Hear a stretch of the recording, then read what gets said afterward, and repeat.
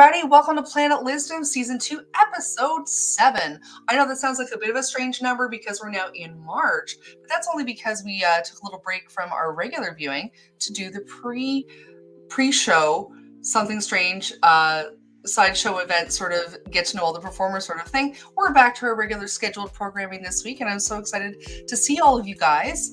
I gotta say, I can't believe we're already at spring. Like, I can't even say it. We are in spring, and this is the time of year where everything you're wearing is wrong. You're either going to be too cold or too hot. But, something that is always even to me is my love of music. It's passionate, it's crazy, and it's ever going. And tonight, I actually am so happy to do a pre-tape event with you guys. I've been trying to get Babs and Derek on my show for a long time, but their show actually runs at the same time as mine. And I'm actually going to use their description to introduce them this evening. Transmissions from Echo Beach. It's on WMFU in Sheena's Jungle Room. And their description shows that Babs and Derek, they starve the algorithm, playing hard to find, unshazammable, unstreamable rarities, gems, and oddities of independent punk, post-punk, and new wave artists. So guys, I want you to sit back, enjoy, and feel free to comment during this show.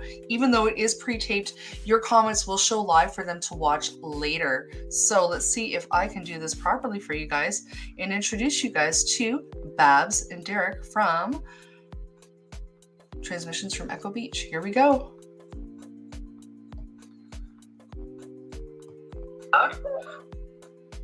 All right, Babs, after a good whole 10 minutes of heartache and fighting with WebEx and force quitting it and dealing with, what did you call it, the jumbies? Jumbies, yeah, jumbies. Jumbies are a thing. They're like your little technological gremlins. Oh man, I got some gremlins tonight, but you know what? We're here, we have you here, and I'm so thrilled to have you on Planet Lizzdom tonight. Thank you so much. I'm so happy to be here. Thank you for having me. Honestly, I'm so thrilled that you're doing a pre-tape with me.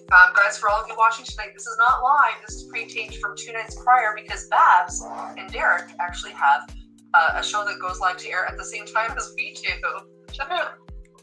So can I be in 2 places at once? The answer is this week, Yes, it can.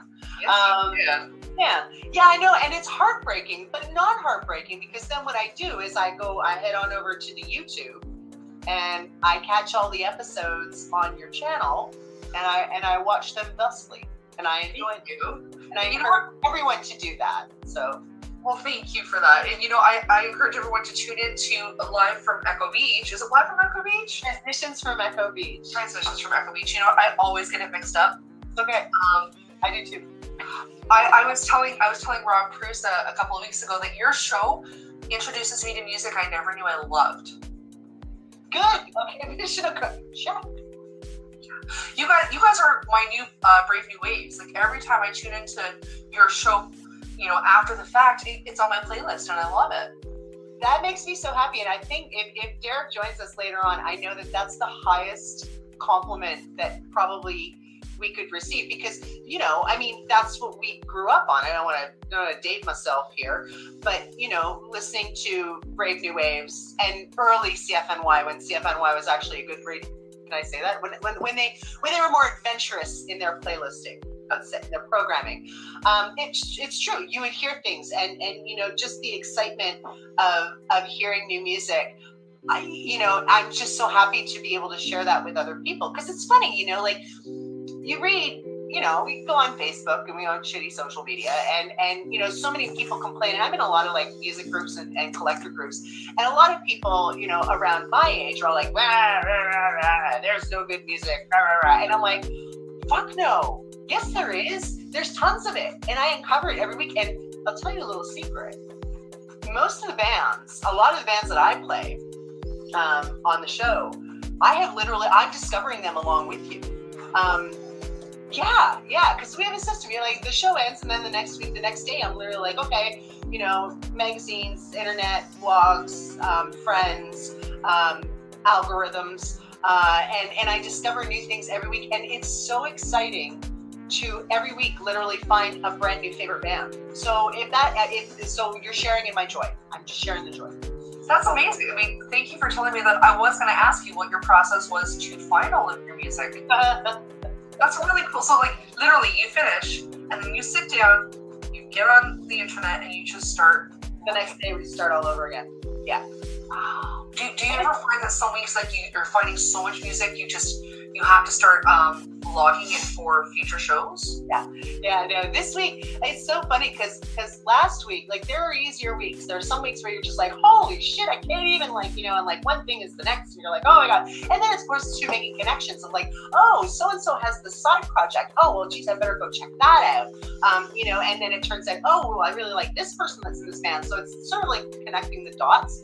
But yeah, no, it is. And we get it from a variety of sources. We have, friends. Friends are the best way to share music, because, like when you hear something that your friend loves, then obviously you kind of get into it too. And it's, so it's a very community oriented, experience. It's what we kind of hope for, and to sort of have something that everybody enjoys. And I think too, it's easy for us because our format, even though I love post-punk, I love new wave, I love punk, but also too, like, just delving into all of the electronic music. Like, I like all kinds of music, and I know Derek is the same. And I think it's easier when you just have open ears and you're open to like tons of different kinds of sounds. Like right now I'm in like the heavy throes of like a Habibi funk obsession. Anything that comes from like Morocco, Northern Africa in general, Egypt, Turkey, like all of that. And same thing too, like it can be 60s garage music, it can be it can be like weird 80s shit, it can be something that came out yesterday, so it's good, and it keeps me Yeah, it definitely keeps you on your toes. I mean, it's for those of our for our viewers who may not know much about you. I mean, you have been a musician for as long as I have known you, which is a little while. I think we're at a quarter century, you and I. Yeah, we are definitely at a quarter century. Maybe a little longer than that, because back in the 90s, I don't remember much. Oh, blur. Oh, man. It is all the stuff of legend and highly romanticized. Yes. I think I met you when you were in Rocket Tits. And I think you had just started DJing at the Bullvine. Yeah, and that would have been, and again, same thing for me. I'm really, really bad around dates, but I kind of want to say that would have been around like 97, 96. Yeah. Around in and around there. And I started playing in bands when I was technically a late bloomer when it came to bands. But, you know, and I guess the legend and what everybody, everyone's like, oh, that's so cruddy, but I'm like, there's no cred in this, trust me. But like, I studied classical music, so from the age of like pretty much 13 on, I was kind of groomed like a racehorse to be an opera singer. And so like, where other kids in high school were like off, doing bad shit, I was singing in like I was not a nerd. I was a bit of a nerd, but I was like, singing in choirs and singing heavy classical music and like, kind of getting ready and like practicing for like 3, 4, 5 hours a day. And then I went to university and I went to UT and I went really, really young. I started in the vocal music program. I got accepted when I was 17, and I think I was one of the youngest people that ever got accepted in that young. Mostly because I had a fucking massive voice. Like I was kind of being groomed as a Wagnerian. Like I was like, yeah, like it was big. It was a big voice, and still is a big voice. That was a terrible. I honestly didn't know that about you. Oh, you didn't know that? I just learned that about you. Oh yeah. So I sang like heavy classical music from the time I was like 13. And then I graduated from UT when I was, I guess if I start 17, around 21, 22. So I was really, really young. And, we can go into that because regrets, do I have them? Absolutely. I'm not sad that I did it, but I am sad that I went so early and I went too young because I was way too young to like kind of appreciate the program and like really get the most out of it. But we were like performing monkeys. Like we were just you're gonna stand on stage and you're gonna perform and that's what you're gonna do, and you don't need to know anything else. And that was a really weird and thrill experience. And I think because, and for that reason and a number of other reasons, I was not a rebellious teenager. I loved punk music, and through that whole time, like I still listened to like Cure and The Clash and like and Skinny Puppy, and like I loved industrial music, and like so I listened to all this shit, and I was the weird girl at the Faculty of Music. Like I had purple hair, and people were like, "What the fuck is this person?" So and I did not fit in at all, and I had very few friends, and it was a very challenging time. And I think when I graduated, I sang professionally for a couple of years and hated it. Oh, really? I really disliked it very intensely, and I kind of knew, and I kind of did the math. And at that time, the arts were different. Like right now, when you look at like ballet, classical music, the stagings and the productions, they are so incredible. They're so cutting edge. They're so pushing boundaries. Like, you can go see classical operas, but the stagings are amazing. That was not the case in the early 90s. It was still very much like a dying art form. And 23-year-old rebellious me was like, well, this shit's dying. Why the fuck do I want to do this? Also, too, never gonna make any money because you have to be like in the top 0.005 percentile to actually even make a go of it. And so I was like, okay, well, how can I make this work? And then I was like, well, if I write my own songs and I sing my own songs, I own the publishing, and maybe that is something that I can do. And so I started really pursuing playing in bands. And it was funny because even in the last years of high school, like my boyfriend had a band, and they would practice in the basement. I came from Coburg, they played in the basement, and they would get me up to sing for a couple of songs. And I never really thought much about it. And then when I graduated, I sort of reconnected with a bunch of friends of mine from high school, and they had started a band, and it was called Spin the Susan. And we were like, oh my god, Spin the Susan was like the craziest band. Like Toronto in the early 90s, it was like James B, it was the Look people, it was like, it was that whole, and that kind of beginning of the like sort of lounge scene that sort of that was kind of coming in that weird early Britpop moment too. And so we were like a version of the B-52s, kind of mixed with the Mamas and the Papas, but like just the craziest, weirdest music ever. Like we were crazy. And that was kind of where I got the bug. And Spin the Susan was my first band, and we were together for several years.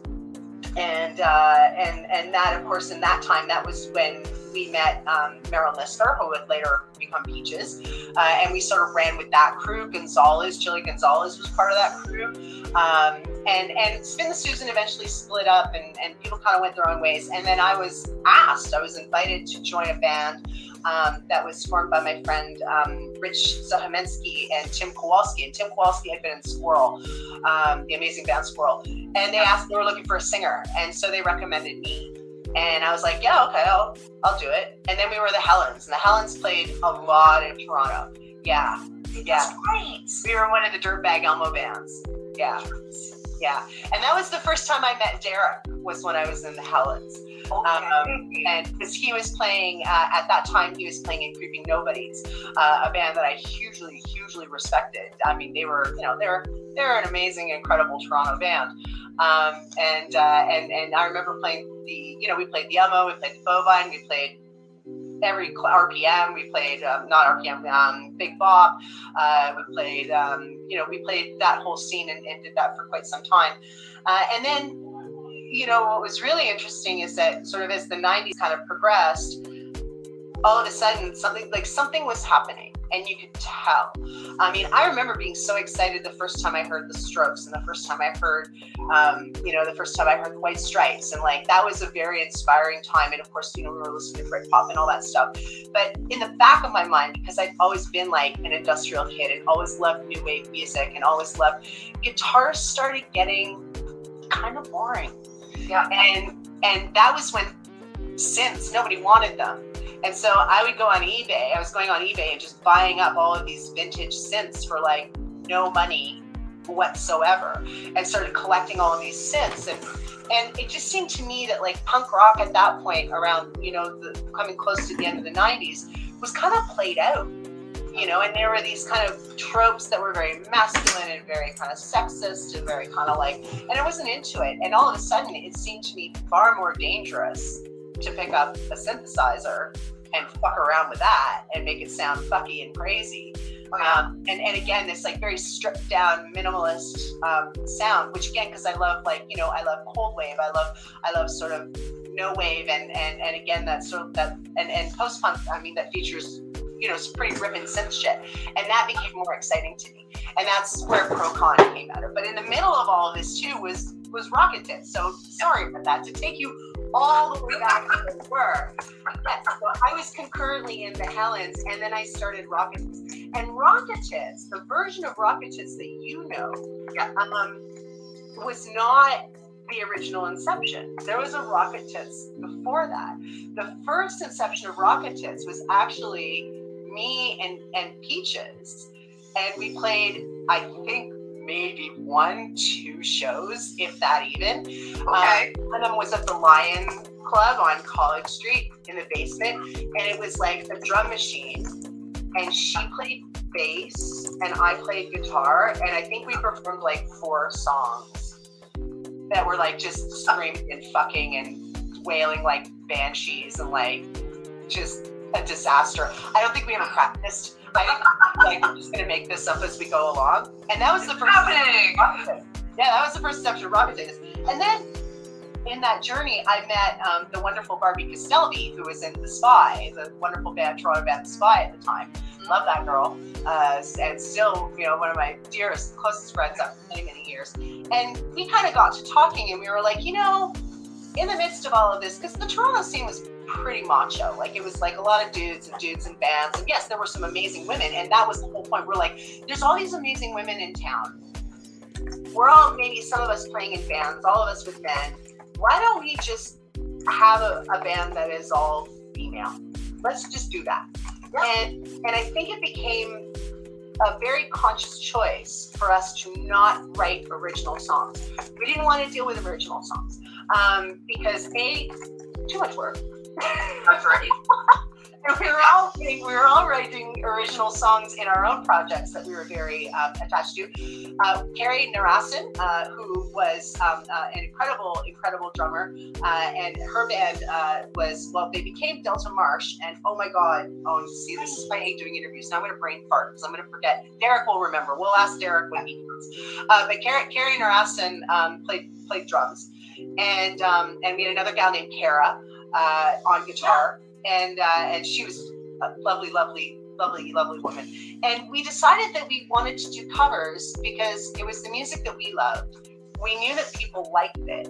And also, too, from a learning standpoint, it was really great to sort of inhabit these other songs because it makes you play in a different way than you normally would. It kind of makes you approach your instrument differently sometimes and have different techniques. And we thought that that would be really cool. And we also thought, too, that it kind of removed all of the ego out of it because we wanted it to be very fair and very open and very supportive and very wonderful. And so Rocket Tits played, oh my God, fuck, so many shows. Oh, I'm remembering right now that Rocket Tits played for the Scandals at Lee's Palace before Vaseline. Do you remember that? Oh, do I ever? Because that actually kicked off a whole wonderful thing. So Sasha Von Bon, she invited us to be the backing band for the Scandals. And that stands to this day as one of my most favorite, amazing, wonderful gigs ever. I mean, to get to back up an incredible, progressive, subversive burlesque troupe. Fuck.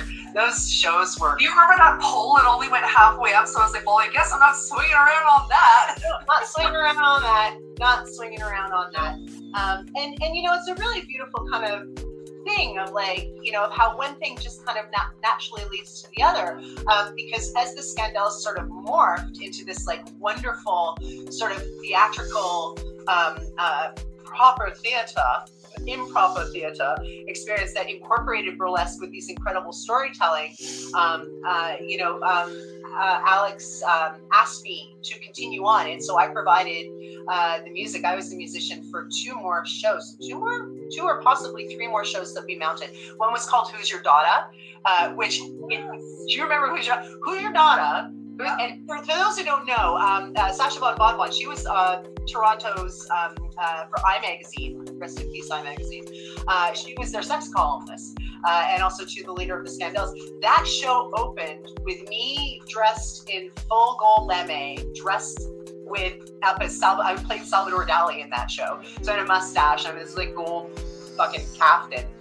The show opens, and I'm playing a Pixies song, and she walks out on stage with a golden chalice, puts it down in the middle of the stage, fucking squats in front of it, and pisses in it.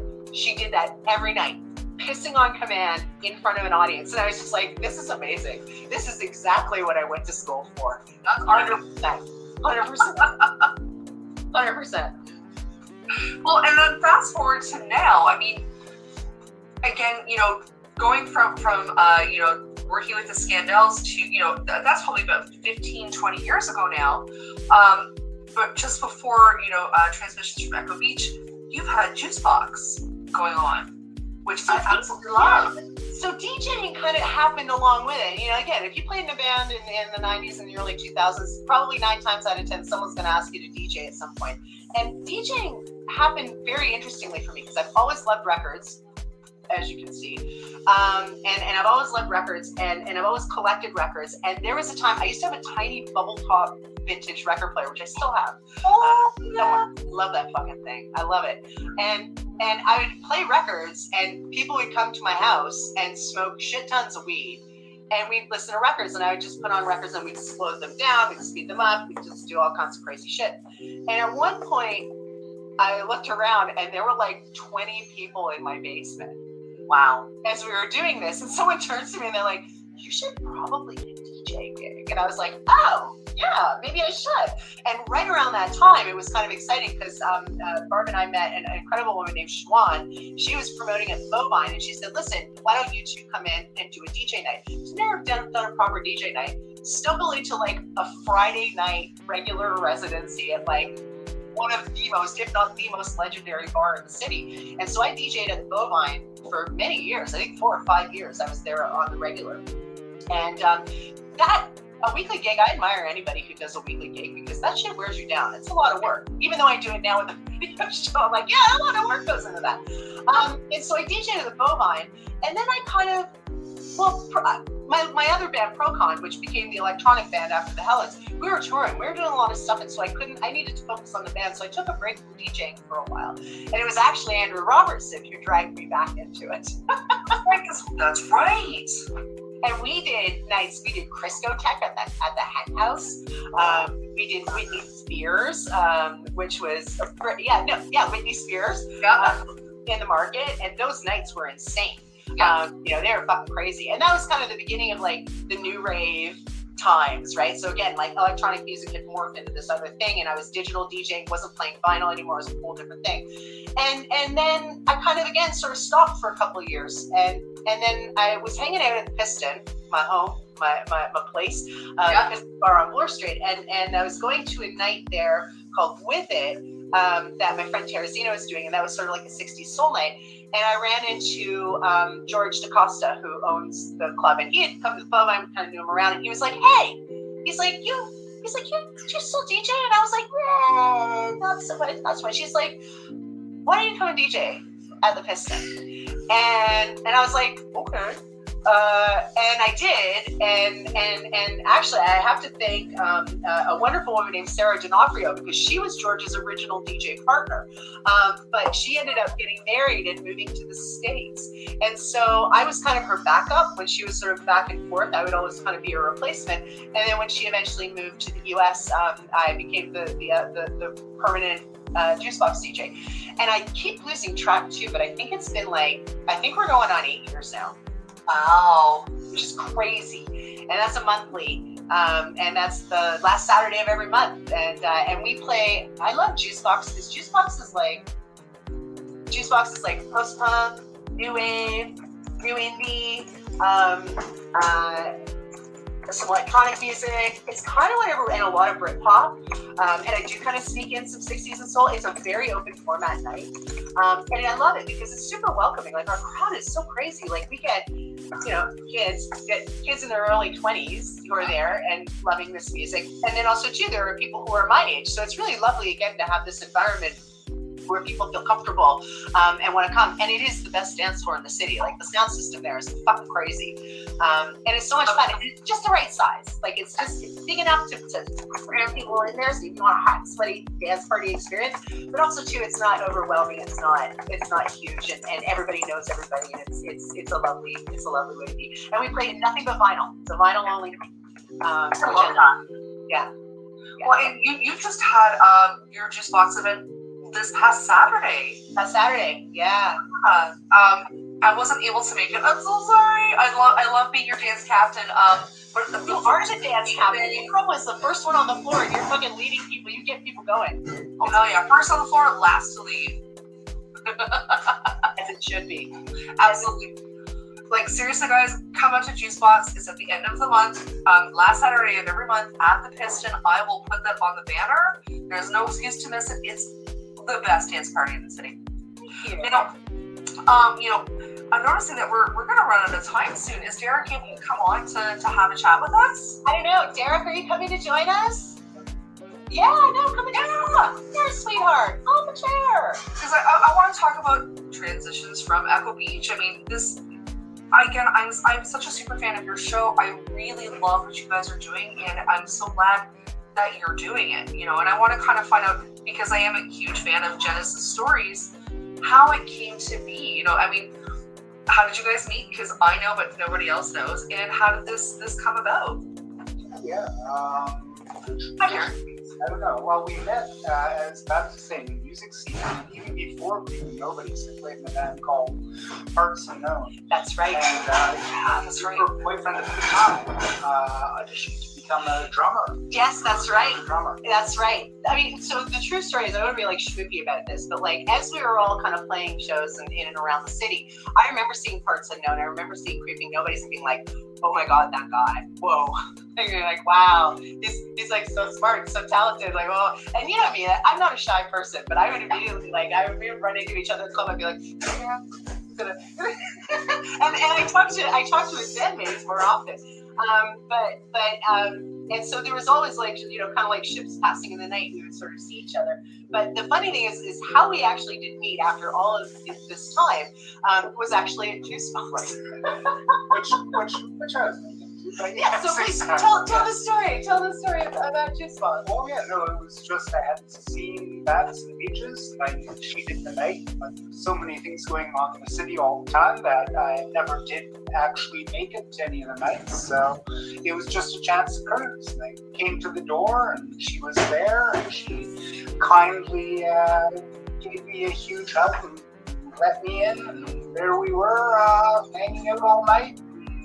Ever since. Yeah, and ever So, since. yeah. And ever since. So So that's our genesis story. that's our genesis. So we crossed paths so many times. We even suspect we might have sung together in the same one-off project. Yeah, we think that we did one of the tribute nights at the Elmo together. Remember the tribute nights that used to be like every couple of months they do a tribute night.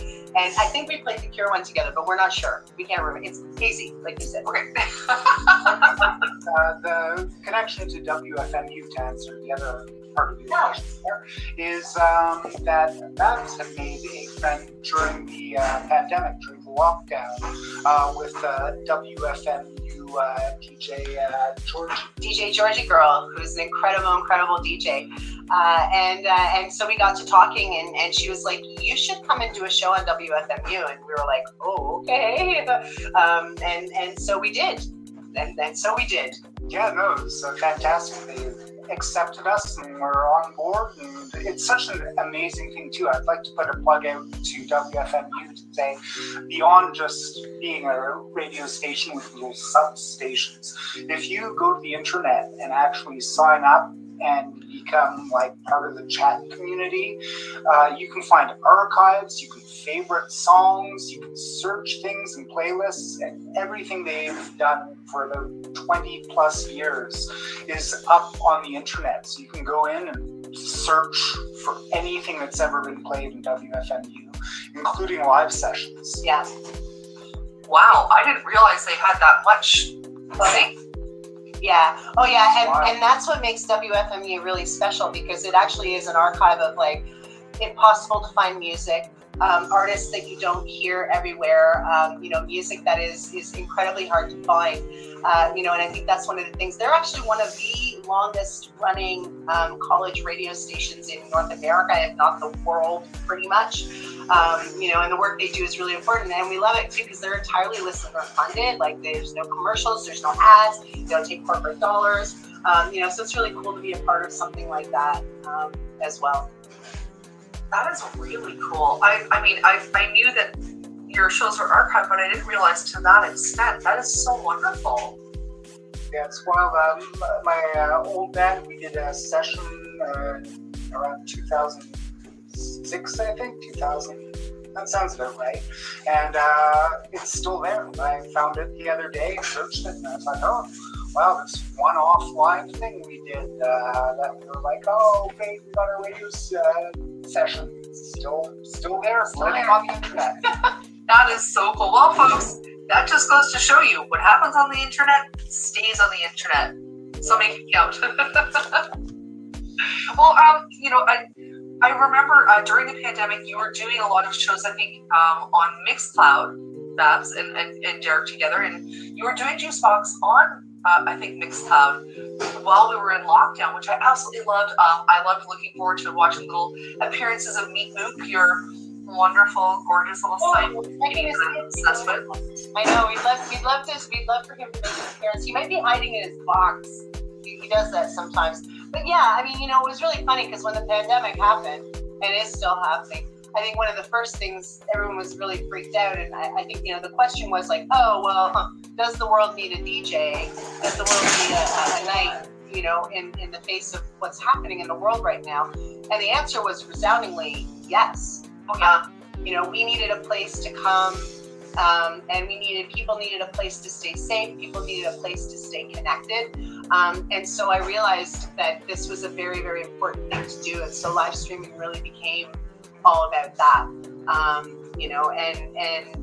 Just to, again, not shooting my own horn, but more so of just how important music is for people and how important community is. When we got back to being able to do patio stuff and Juicebox started in person again, this person I know I'd never met, I didn't know him at all. He came up to me and he's like, listen, he's like, I was never in the chats. He's like, but I tuned in every week, and he's like, you guys saved my life. Like, he's like, you helped me so much. And when you hear that, you're like, holy fuck, right? Like, it's like swilling a bottle of champagne and being a goof and playing records. Like, what are you talking about? You know, but like, it's true, you know, and it did save me too. You know, to just have some sense of normalcy was so important. Me too. It broke up, honestly, it broke up the monotony of being in lockdown and gave me something to look forward to. I put it in my calendar all the time. I was like, Juicebox is coming up. Make sure you have time to watch Juicebox. Because even when you're in lockdown, you get, you know, caught up doing other things, but that would be what I would look forward to. So, you know, it really did, you know, save my life as well, and probably many others, because music is so important. We're social creatures. We need to be social. And if this is how it has to happen, you know, while we're in those positions, then how lovely that we have technology at our fingertips. You know, did you have any revelations while you were doing this? I think, you know, and as with you, I mean, it's been really exciting watching, you know, during the pandemic. I mean, if anything good came out of it, that maybe, you know, that you were able to, and that we were able to sort of like really hone in on our art and hone in on what was important, and sharing music and being creative and continuing to be creative. That was really amazing to see. You know, where people would kind of be like, okay, shit's fucked up right now, but I'm still going to do stuff. I'm still going to create, you know, and have something wonderful come out of it, you know, like your show. You know, for us, I mean, we wouldn't be on WFMU probably if we hadn't been doing those live streams, you know, and so it's just making lemonade out of lemons, you know, I guess is the most important thing. And again, the fact that, you know, art is so important. It is everything. You know, it is the mirror to our society. It's our most pure form of expression. I think it's what reflects the good in humanity. When you look around and you see so many terrible things happening, and you keep thinking, man, are we a doomed species? And to see people being creative throughout and despite, I think was very. It gave me hope. Absolutely. I think, you know, it gives a lot of people hope. And, you know, now that things are moving forward, as you know, as it were right now, I think Transmissions from Echo Beach, it's almost a year old, isn't it? We're on episode 39 right now, so we're 3/4 of a year old, I guess. We're getting there. Yeah, our first show was in July. And of course, we named the show after the Martha and the Muffins song. I wondered about that. That's pretty cool. Yeah, Derek was very specific. You wanted something that was very, like, talking about, well, I'll let you talk. Oh, I don't remember why. Oh, you don't remember? Because you were like all about this. We were like, oh, we kind of want something that is like Toronto. We want something that is like very much like Canada and representing us. It's very important for us to represent Canadian artists, you know, Toronto artists. We love promoting, you know, we played an amazing song last week by a band called All Know, who just released, we just have a new release coming out. And it's really cool to be able to kind of give back in that regard. Yeah, absolutely. I've always had a fascination in that too, like whenever working in radio or booking shows or playing things, is bringing everything together around the world, not just staying in your community, but not just living somewhere outside it. I really like that back and forth and cross-pollination of things that are in your local scene, as well as things that are happening all over the world. I think that's exciting. I think that brings an excitement to everyone. It really does. I mean, I find, especially because of the reach of the internet and the fact that it is not humanly possible to hear every single song that is being invented and uploaded right now, I love that I now have a destination where it has been cherry-picked by musicians and music lovers who have gone out of their way to give me a taste of something that is going to open and broaden my horizons musically. That's something I love about your show, and I really appreciate that you're doing this. Thank you, because I need that in my life. I can get lost looking for music all the time and go through so much mediocrity. And I find the quality of what you're bringing to me and to everybody else who's listening is amazing. And I love that you're posting little videos on Facebook as well. Like, hey, here's a band that we featured this week. Look at their video. Thank you. You're welcome. You know, I've got goosebumps talking about it. Like, I'm very, very excited about what you're doing. Oh, well, and another thing is, you know, that speaks towards what you were saying earlier about breaking waves, and you hear that comment. And that just is so important to me, that show, and how it changed everything about me. Basically, it really turned me on to music. And you think of things in England like John Peel, the WFMU, here locally, even CIUT, one of the only college stations really to speak of left in the city. I did a show with them for a long, long time, and I just think it's not us, it's the artists, and it's the community, and it's all the sources you draw from. And like, yeah, it's really an honor to play music for people and to also hear that it's enjoyed. That's the best, you know. And when it's in the tradition of something you love and that comes through to someone else, I just love that. So thank you very much. Thanks you. Oh, thank you. Every time I listen to your show, my synapses just go crazy. And you know, it's funny because there's often a lot of discussion in the DJing community of like, oh, well, if you don't beat match, you're not a DJ. Or, oh, if you don't play vinyl, you're not a DJ. Or, oh, if you don't play original vinyl only, you're not a DJ. Or, oh, if you, like, it's like all these rules, you know. Personally, I call bullshit. You know, and there's many different types of DJing. Obviously, not a turntablist, never will be. You know, that's not my thing. But I honestly believe that being able to create a mood and tell a story, and again explore. You know, I mean, that's what makes a great selector. And you can be a great technical DJ, but you know, I always say, like, fine, if you can, for sure, you can mix 4 tracks together. Great, awesome, that's cool, that's really cool. You have great transitions, they're all smooth or whatever. If the tracks you pick are fucking garbage, what's the point? That's true. Quality, people, quality. Yeah, you know, like what is the point? You know, and so to me, being able to read a room, you know, when I'm playing a juice box, it's really interesting because like I don't get a lot of requests at juice box, and I don't think it's, and I used to think it was like, oh, because I'm fearful and intimidating.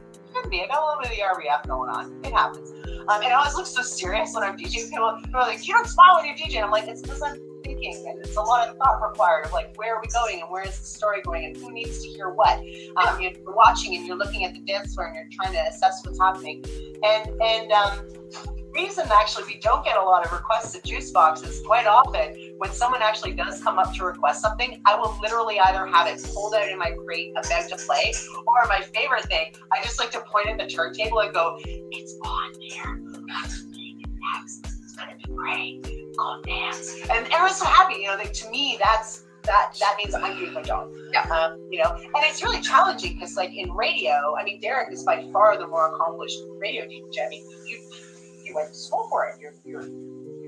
Yeah, I mean, but freeform, you know. I never kept myself studious, and I'm a college, college, university DJ style, right, freeform. I would say I'm professional. Well, but I mean, you did study broadcasting at Ryerson. Yeah, studied. So there you go. Like, I studied opera, you studied broadcasting.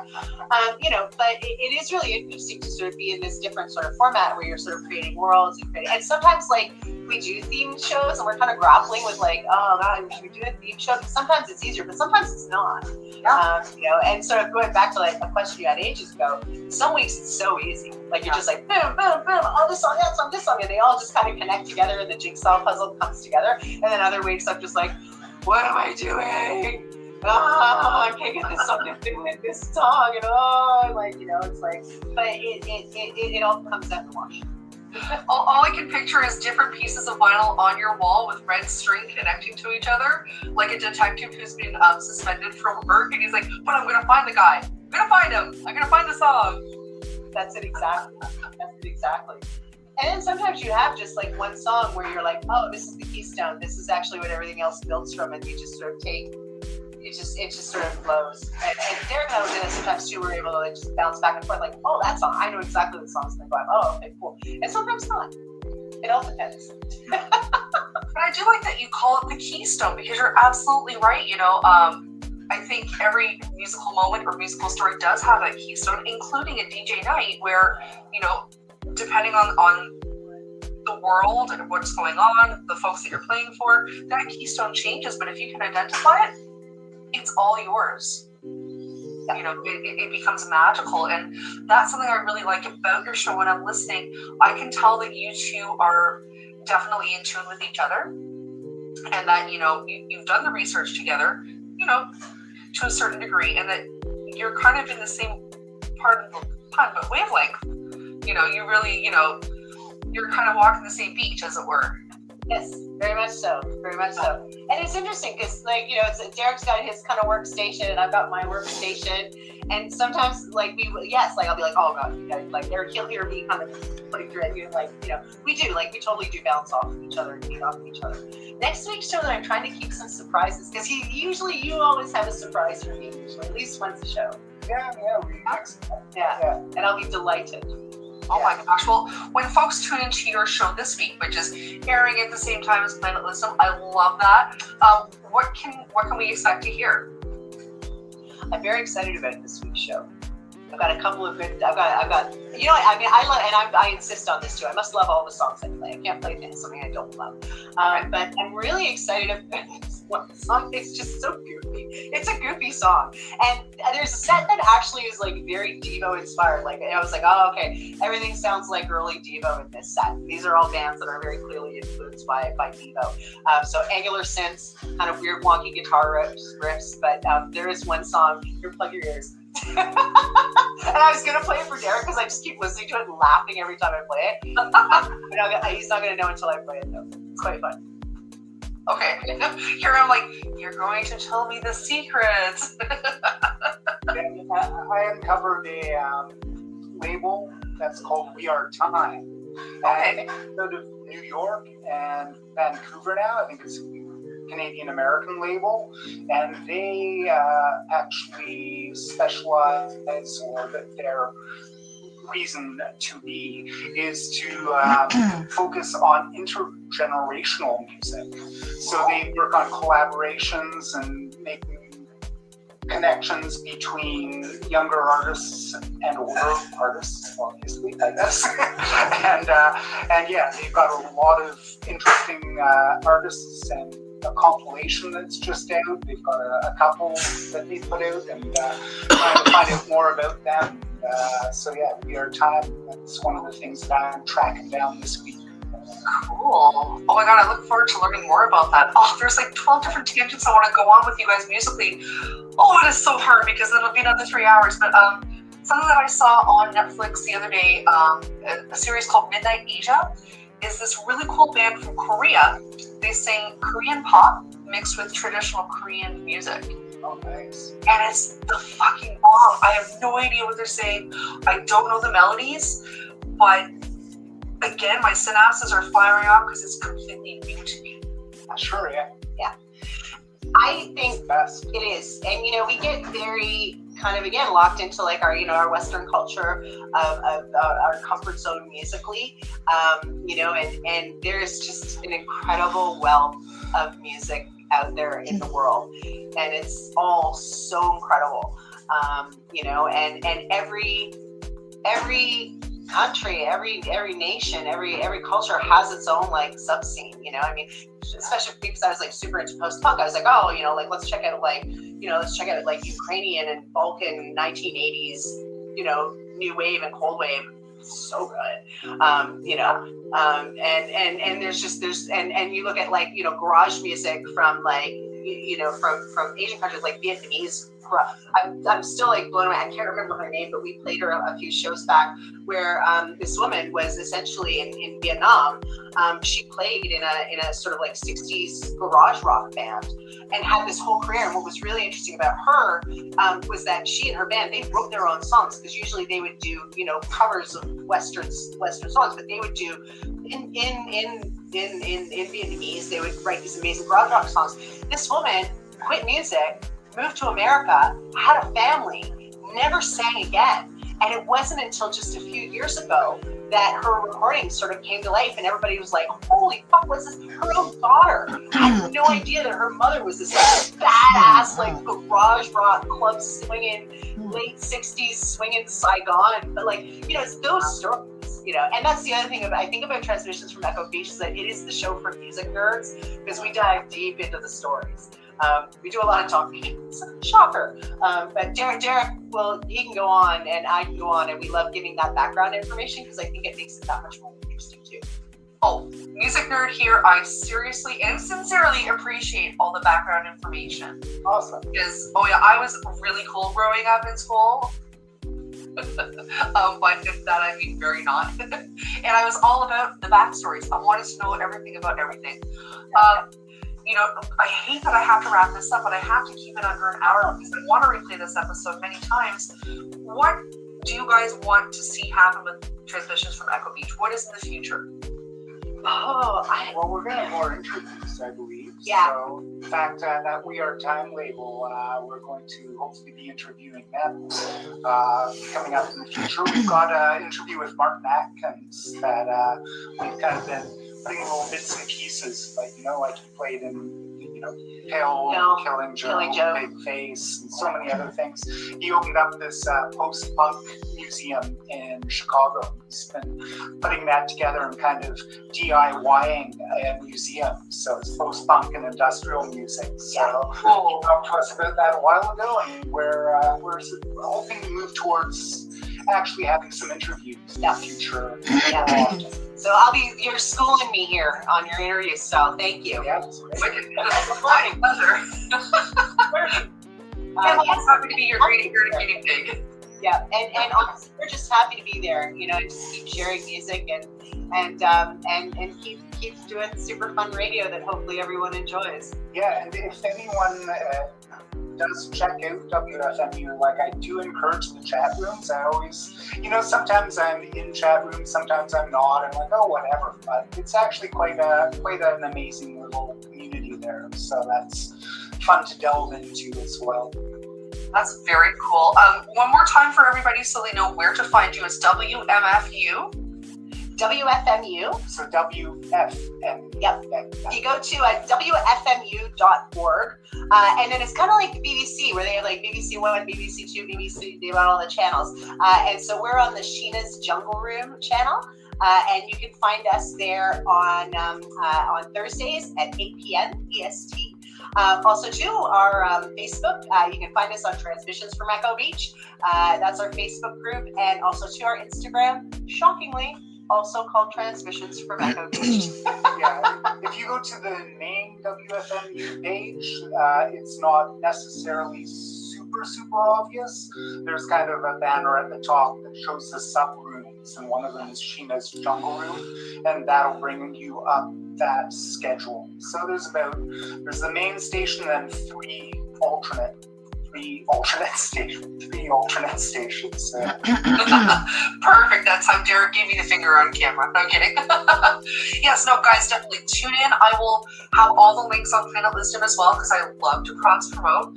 Derek and Bass, thank you so much for joining me tonight. I'm so thrilled that I could finally chat with you, and I'm so excited for everything that's in your future. Thank you so much for having us, and we love your show. Yeah, it's likewise. fantastic. I'm not worthy. Everyone's worthy. Please give Meat Moop a big hug and kiss for me. Oh, we're so sorry he didn't come and join us. I know, we're so sad. I don't know, maybe if there's, I don't know if I can do this or not, if you have time, but I'll try my best. But for those of you who are curious about the Meat Moop, you can, that's me. He's the supervisor. Yeah, he is so cute. He is the supervisor. Oh my gosh. Supervisor, the moopervisor. Oh, the moopervisor. Sorry, I know. Yes, he's our production. You will hear him meowing sometimes in the background on the show. He just yells at us. He yells at us. Yeah, our cats are our producers, aren't they? Yeah. Does he ever do this? Because right now I have Jack curling my legs going, wrap it up. Time to go. Thank you so much, Liz. You're welcome, guys. I love you so much. I look forward to hearing you in the future. Thank you. Thank you, guys. Bye-bye. See you.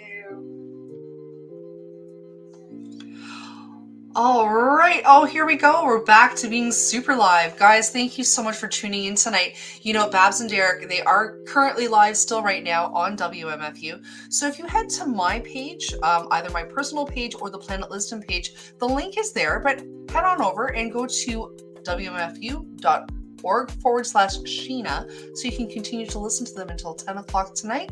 If for any reason you're ever unable to make their show live, you can listen to all of their music posthumously on a playlist that seems to be forevermore on there. So go to this little banner right here for everything else that has to do with them. I'm so excited by what they're doing, and I look forward to doing a part 2 because I love to talk about music, in case you didn't know. If you do love what I'm doing, please be my patron. Go to patreon.com/Planet Lizzdom. I'm going to do a scrolling banner because that's not what I want to do. This is what I want to do. This is the beauty of live streaming. But with your help, you can continue to help me make amazing content for you guys. You can also watch us on Carney Show live on Twitch on 8 p.m. at Fridays out of New York City. Jeff with the G is making amazing content. You should check out the Devil's Hour. It is amazing. Coming up next week, we have an amazing, well, everybody's amazing to me, but this particular performer, she works with fire. She is absolutely astounding and awe-inspiring, and I look forward to interviewing Scarlett Black next week, actually live here on Planet Lizzdom, so definitely make sure you tune in for that. I think that's everything, guys. Thank you so much for tuning in, and I will see you guys this time, same bat channel, same bat time next week. Let's find the outro. I'll see you guys soon. Take care.